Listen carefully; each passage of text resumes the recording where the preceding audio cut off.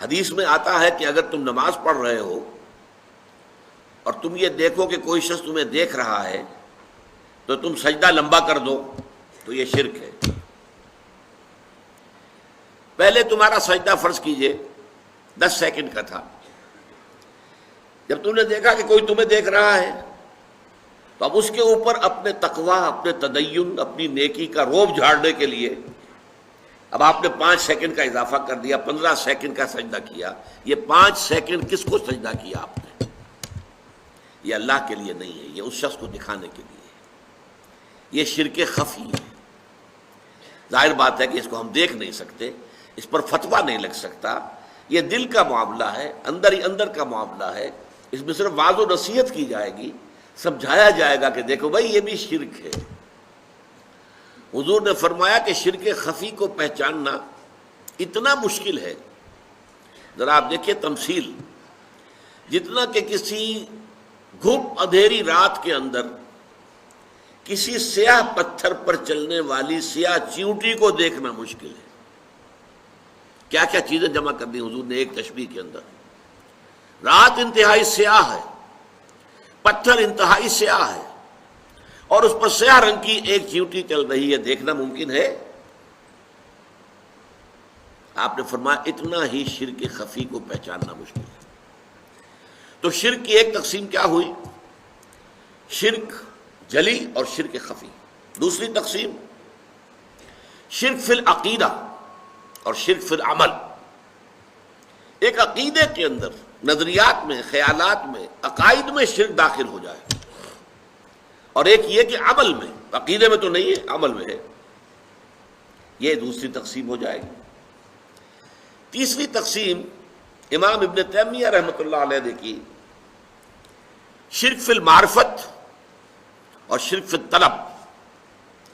اللہ کے پہچاننے میں شرک، ظاہر بات ہے ذات باری تعالیٰ کے اندر صفات اور ذات کے اعتبار سے کوئی شرک داخل کر دینا، یہ شرک فی المعرفہ، اللہ کی معرفت میں کمی ہو گئی۔ اور شرک فی الطلب کیا ہے؟ یہ ذرا بات سمجھنے کی ہے۔ ایمان کا تقاضا، توحید کا تقاضا کیا ہے؟ تمہارا مطلوب و مقصود اللہ کے سوا کوئی نہ رہے، لا مطلوب الا اللہ، لا مقصود الا اللہ۔ اگر اللہ کے سوا بھی کوئی تمہارا مطلوب اور مقصود بن گیا، یہ شرک ہے۔ ذریعے کے طور پر استعمال کرو، کوئی حرج نہیں، یہ دنیا برتنے کی شے برتو، دنیا کو مطلوب نہ بنا لینا، مقصود نہ بنا لینا۔ لا مقصود الا اللہ، لا مطلوب الا اللہ، یہ گویا کہ شرک فی العمل والی بات ہو جائے گی۔ یہ تقسیم ایک دوسرے کو اوور لیپ کر رہی ہیں، لیکن بڑی گہری بات کہی ہے کہ جو امام ابن تیمیہ نے کہی ہے، شرک فی المعرفہ اور شرک فی الطلب، مطلوب کے۔ لیکن میں یہاں جس پہلو سے، جس انداز میں تقسیم کر رہا ہوں اور اس کو بیان کروں گا، وہ یہ ہے، یہ زیادہ سائنٹیفک انداز ہے میرے نزدیک، واللہ عالم۔ وہ 3 قسم کا شرک ہے۔ شرک فی الذات، اللہ کی ذات میں کسی کو شریک کر دینا۔ شرک فی الصفات، اللہ کی صفات میں سے کسی کو کسی پہلو سے کسی صفت کے ہم پلہ بنا دینا۔ شرک فی الحقوق، جو اللہ کے حقوق ہیں ان میں کسی اور کو شامل کر دینا۔ شرک فی الذات، شرک فی الصفات، شرک فی الحقوق۔ کافی یہ ہے، جسے کہ ہم بعد میں پڑھیں گے تفصیل کے ساتھ، کہ انسان میں ریاکاری ہے۔ حدیث میں آتا ہے کہ اگر تم نماز پڑھ رہے ہو اور تم یہ دیکھو کہ کوئی شخص تمہیں دیکھ رہا ہے تو تم سجدہ لمبا کر دو تو یہ شرک ہے۔ پہلے تمہارا سجدہ فرض کیجئے 10 سیکنڈ کا تھا، جب تم نے دیکھا کہ کوئی تمہیں دیکھ رہا ہے تو اب اس کے اوپر اپنے تقوی، اپنے تدین، اپنی نیکی کا روب جھاڑنے کے لیے اب آپ نے 5 سیکنڈ کا اضافہ کر دیا، 15 سیکنڈ کا سجدہ کیا۔ یہ 5 سیکنڈ کس کو سجدہ کیا آپ نے؟ یہ اللہ کے لیے نہیں ہے، یہ اس شخص کو دکھانے کے لیے ہے۔ یہ شرک خفی ہے۔ ظاہر بات ہے کہ اس کو ہم دیکھ نہیں سکتے، اس پر فتویٰ نہیں لگ سکتا، یہ دل کا معاملہ ہے، اندر ہی اندر کا معاملہ ہے، اس میں صرف واضح و نصیحت کی جائے گی، سمجھایا جائے گا کہ دیکھو بھائی یہ بھی شرک ہے۔ حضور نے فرمایا کہ شرک خفی کو پہچاننا اتنا مشکل ہے، ذرا آپ دیکھیے تمثیل، جتنا کہ کسی گھپ اندھیری رات کے اندر کسی سیاہ پتھر پر چلنے والی سیاہ چیونٹی کو دیکھنا مشکل ہے۔ کیا کیا چیزیں جمع کر دی حضور نے ایک تشبیہ کے اندر۔ رات انتہائی سیاہ ہے، پتھر انتہائی سیاہ ہے، اور اس پر سیاہ رنگ کی ایک چیونٹی چل رہی ہے، دیکھنا ممکن ہے؟ آپ نے فرمایا اتنا ہی شرک خفی کو پہچاننا مشکل ہے۔ تو شرک کی ایک تقسیم کیا ہوئی؟ شرک جلی اور شرک خفی۔ دوسری تقسیم شرک فی العقیدہ اور شرک فی العمل۔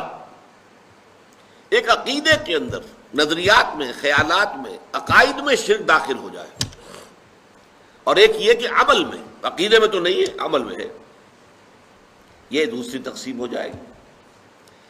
تیسری تقسیم امام ابن تیمیہ رحمۃ اللہ علیہ نے کی، شرک فی المعرفت اور شرک فی الطلب۔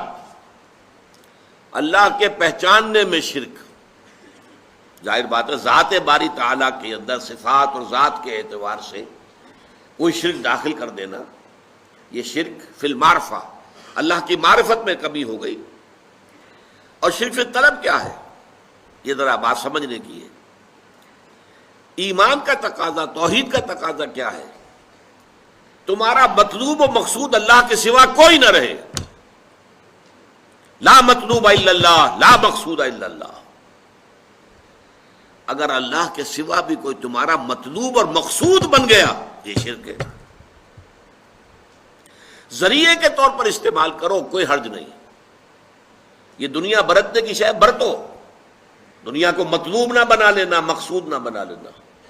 لا مقصود الا اللہ، لا مطلوب الا اللہ، یہ گویا کہ شرک فی العمل والی بات ہو جائے گی۔ یہ تقسیم ایک دوسرے کو اوور لیپ کر رہی ہیں، لیکن بڑی گہری بات کہی ہے کہ جو امام ابن تیمیہ نے کہی ہے، شرک فی المعرفہ اور شرک فی الطلب، مطلوب کے۔